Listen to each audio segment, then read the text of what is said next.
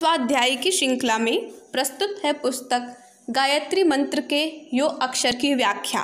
प्राणघातक व्यसन। डे 7। अभक्ष्य पदार्थों का सेवन। मांस विष तो नहीं है, किंतु इससे भी अनेक दोष उत्पन्न होते हैं जो शरीर और स्वास्थ्य के लिए घातक हैं। अधिक मांस खाने वालों को बदहजमी, पेट का भारीपन, कब्ज इत्यादि की शिकायतें उत्पन्न हो जाती हैं। वैसे भी मांस उत्तेजक पदार्थ है और जब उसकी आदत पड़ जाती है तो उसके बिना शरीर में भारीपन और आलस्य रहता है तथा किसी काम में मन नहीं लगता। अनेक बार रोगी पशुओं का मांस खाने में आ जाता है, जिससे मनुष्य को भी वो रोग पैदा हो जाता है। कितने ही व्यक्ति मांस भक्षण को मोटे ताजे स्वस्थ रहने का उपाय बताकर विवाद करते हैं। ऐसे मांसाहारी उन त्रुटियों को नहीं जानते जिनका उल्लेख ऊपर किया गया है। संसार में बड़े बड़े बलशालियों का भोजन दूध, शाक, अनाज, तरकारियाँ, मेवे इत्यादि रहे हैं। उदाहरण के निमित्त संसार प्रसिद्ध विचारक नाटककार जॉर्ज बर्नार्ड शॉ को ही देखिए। शॉ के डॉक्टर ने कहा था कि मांस बिना तुम मर जाओगे। उन्होंने निर्भीकता पूर्वक उत्तर दिया, अच्छा, हमें केवल प्रयोग करके ही देखना चाहिए। यदि मैं जीवित रहा तो आशा करता हूँ कि आप भी निरामिष भोजी हो जाएंगे। शॉ दीर्घकाल तक सब्जी और फलों पर जीवित रहें। मुनि तथा योगीजन सदा मांस से दूर रहे और दीर्घकाल तक स्वास्थ्य का आनंद लेते रहें। फिर हम क्यों मांस खाएं? अंडा खाना स्वास्थ्य के लिए हितकर नहीं। आजकल देसी विदेशी सज्जन शक्ति के लिए अंडे खाने की सलाह दिया करते हैं। उनकी राय में अंडे के समान पोषण करने वाले अन्य कोई पदार्थ नहीं है। कुछ महानुभाव अंडे खाने में जीव हत्या नहीं समझते, फल से उसकी तुलना किया करते हैं। वास्तव में अंडा हितकारी नहीं है। इस संबंध में कुछ विदेशी डॉक्टरों ने कहा है कि मुर्गी के मांस और अंडे में एक प्रकार की विषैली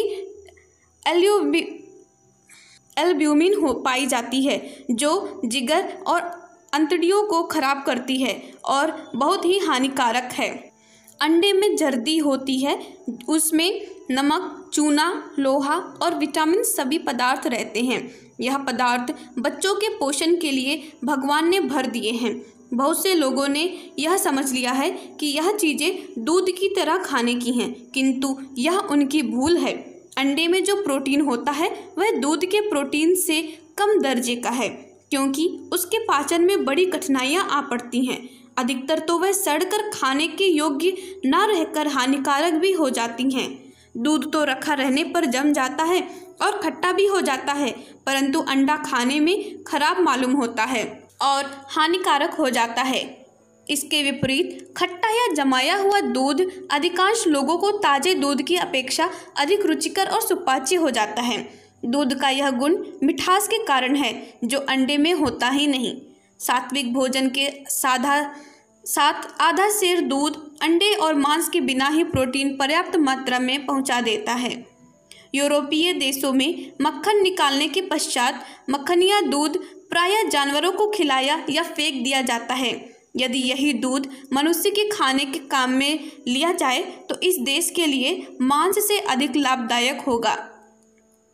4.5 छटांक मक्खनियाँ दूध शरीर में इतना चूना तथा हड्डियाँ बनाने वाली सामग्री उत्पन्न कर देता है जितना 1 दर्जन अंडे नहीं कर पाते। अंडे के खाने से पाचन तंत्र में सड़न उत्पन्न हो जाती है। इस सड़न से एक प्रकार के नशे सी स्थिति पैदा होती है।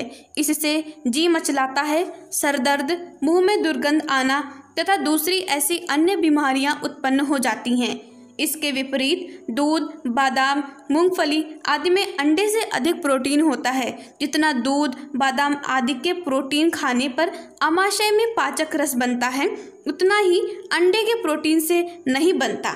अंडे की कच्ची सफ़ेदी पर पाचक रसों का कोई प्रभाव नहीं पड़ता और दूसरे भोजनों के पचने में भी रुकावट उत्पन्न होती है। वेटन क्रीक सेनेटोरियम के सुपरिटेंडेंट जॉन हॉर्वे लॉक साहब कहते हैं कि मांसाहारियों के सब बहाने सब प्रकार से एक एक करके सभी लोप होते जा रहे हैं। यथार्थ में वर्तमान समय में उनका किसी प्रकार का कोई भी बहाना किसी भी दशा में स्वीकार करने के योग्य नहीं है, जबकि अच्छे पौष्टिक और सात्विक पदार्थ खाने को मिल रहे हैं।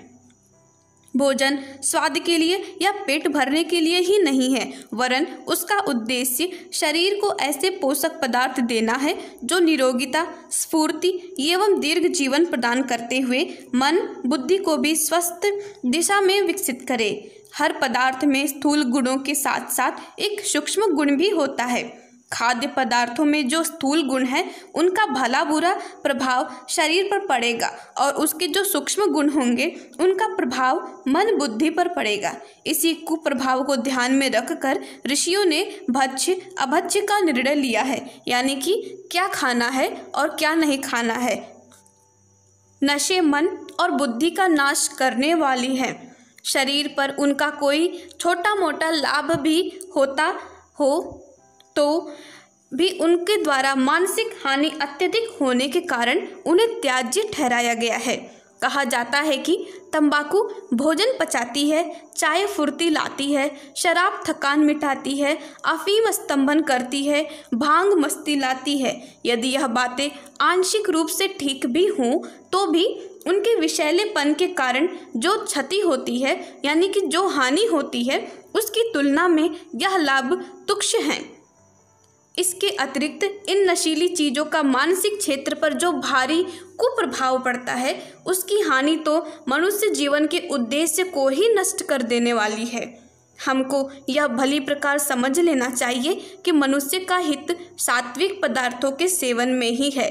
मांस, मदिरा, गांजा, भांग, चाय, तंबाकू आदि सभी पदार्थ तामसी होते हैं और उनके सेवन से मनुष्य की बुद्धि भ्रष्ट होकर विपरीत कार्यों की रुचि उत्पन्न करती है।